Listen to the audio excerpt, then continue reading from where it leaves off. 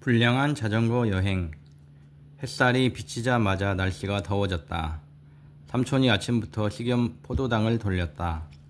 몸풀기가 끝나자 만석이 형이 말했다. 오늘은 대구로 갑니다. 거리 120km. 중간에 가지산을 넘어야 됩니다. 가지산, 길 가파릅니다.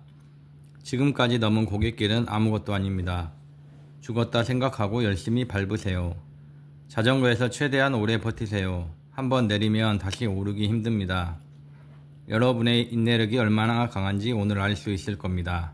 다들 말이 없었다. 동혁이 형이 신음소리 내듯 말했다. 이러려고 삼겹살을 먹였구나.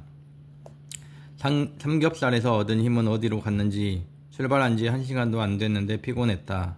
기온이 빠르게 올라갔다. 벌써부터 도로 위가 이글거렸다. 우리는 열심히 페달을 밟았다. 도시에서는 몰랐는데 차 없는 시골길을 달리니까 자전거 대열이 보기 좋았다. 자전거 간격도 일정했고 뒤처지는 사람도 없었다. 뒤처지기 전문인 은영이 누나와 희정이 누나, 영우 아저씨도 눈을 부릅뜨고 페달을 밟았다. 가끔 만석이 형이 뒤를 돌아보며 외쳤다. 자전거 파이팅! 파이팅! 가지산 덤벼라! 덤벼라! 우리는 달린다! 달린다! 우리는 목이 터져라 한 목소리로 외쳤다. 소리를 지르면 속이 시원했다. 힘이 났다. 싸워야겠다는 의지가 솟았다. 앞만 보고 열심히 달리는데 만석이 형이 대열을 세웠다. 형이 위를 가리키며 말했다. 숨 쉬는데 불편하니까 다들 얼굴 가린 거 벗어요. 우린 저기를 넘는 겁니다. 나는 숨을 몰아쉬며 고개를 들었다. 눈앞에 산이 있다. 벽처럼 우뚝 선 높은 산이다. 돌아갈 길은 보이지 않았다. 산 능선을 향해 천천히 올라가는 차들이 조그맣게 보였다. 죽었다. 상욱이 아저씨가 중얼거렸다. 우리 모두 똑같은 마음이었다. 삼촌이 아이스박스에서 꺼낸 시원한 물병을 내밀었다. 조그만 얼음도 한 덩이씩 등에 넣어 주었다. 온몸이 짜릿했다. 찌릿했다. 삼촌이 손을 내밀며 말했다. 여기만 넘으면 대구 다 온 거야. 한번 죽어보자. 지은이 누나가 삼촌 손 위에 자기 손을 포겠다. 배병진 아저씨가 손을 더했다. 우리는 모두 손을 모았다. 사람들이 꽃잎처럼 둥글게 모였다. 삼촌이 구호를 외쳤다. 하나, 둘, 셋, 싸우자! 싸우자! 나는 주먹을 불끈 쥐었다. 덤빌 테면 덤벼라. 가지산도, 집도, 학원도, 엄마 아빠도. 출발! 자전거 대열이 출발했다. 처음에는 길이 그다지 가파르지 않았다. 오를 만한 길이 계속되었다. 만석이 형은 조금 느리다 싶은 정도로 속도를 낮췄다. 경사길을 올라가면서도 우리는 대열을 흐트러뜨리지 않았다. 한참을 올라가자 첫 번째 구비가 나왔다. 구비를 돌자 길이 더 가팔라졌다. 벌써부터 숨이 가빴다. 땀방울이 뚝뚝 떨어졌다. 땀 때문에 눈이 따가웠다. 나는 눈을 깜빡여 땀을 짜냈다.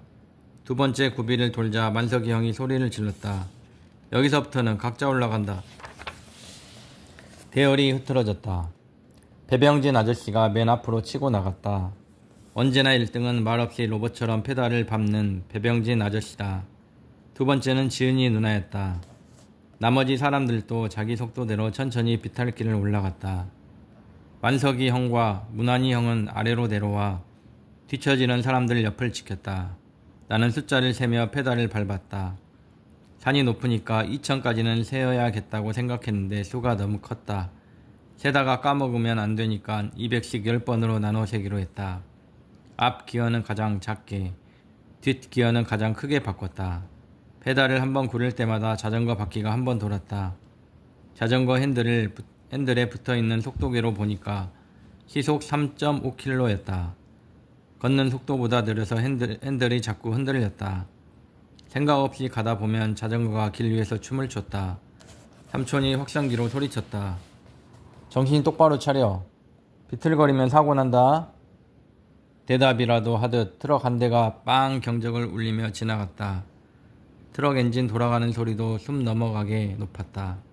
트럭이 까만 연기를 잔뜩 뿜어내서 기침이 나왔다. 비틀거리지 않으려면 속도를 높여야 되는데 다리에 힘이 들어가지 않았다. 둥둥둥둥 내 심장 뛰는 소리가 들렸다. 허파도 정신없이 헐떡거렸다. 아무리 숨을 몰아쉬어도 산소가 모자라다고 난리였다.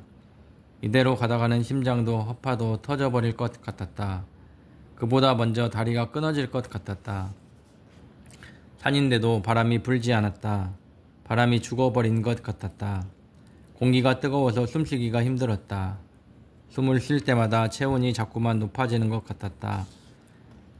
199, 200, 하나, 둘, 셋. 세 번째 200이었다. 이제 7번만 더 세면 된다. 희정이 누나가 비명을 질렀다. 나 내릴래. 더 가봐. 이거 못하면 다른 거 아무것도 못해. 만석이 형이 희정이 누나를 밀어주었다. 허리 속이고 핸들을 뽑아버려. 나도 시키는 대로 따라했다. 핸들을 뽑을 듯이 당기자 다리에 힘이 더 들어갔다. 내가 희정이 누나를 앞질렀다. 내 앞에는 은영이 누나가 있었다. 문환이 형이 은영이 누나 옆에 있었다. 500m만 더 가자. 이 약물고 굴러. 문환이 형이 500m라고 하는 걸 보니 한참 남았다. 옆을 지나치며 곁눈질해 보니 은영이 누나가 울고 있었다. 눈물을 뚝뚝 흘리면서 페달을 굴렀다. 얼굴이 땀범벅, 눈물 범벅이었다. 나도 문환이 형처럼 은영이 누나를 돕고 싶지만 마음뿐이었다. 지금은 내 자전거가 1m 가는 것도 힘들었다. 오르막길은 미치게 길었다. 오를수록 경사도 심해졌다. 자동차들도 엔진소리 시끄럽게 천천히 올라갔다. 중간쯤 올라왔을까? 리나 누나가 길 옆 책상만한 나무 그늘에 앉아 쉬고 있었다. 리나 누나가 자기 옆 땅바닥을 손으로 두드렸다. 나도 모르게 자전거가 그쪽으로 향했다. 자전거를 땅에 눕히고 나도 땅바닥에 누워버렸다. 허리 위밖에 들어가지 못하지만 고마운 그늘이었다. 숨을 몰아쉬는데 차가운 물이 가슴에 쪼르르 쏟아졌다. 정신이 번쩍 들었다. 리나 누나가 물을 조금씩 붓고 있었다. 나는 큰 소리로 외쳤다. I love you. 리나 누나가 웃었다. 쉴 만큼 쉰 리나 누나가 자전거를 타고 출발했다.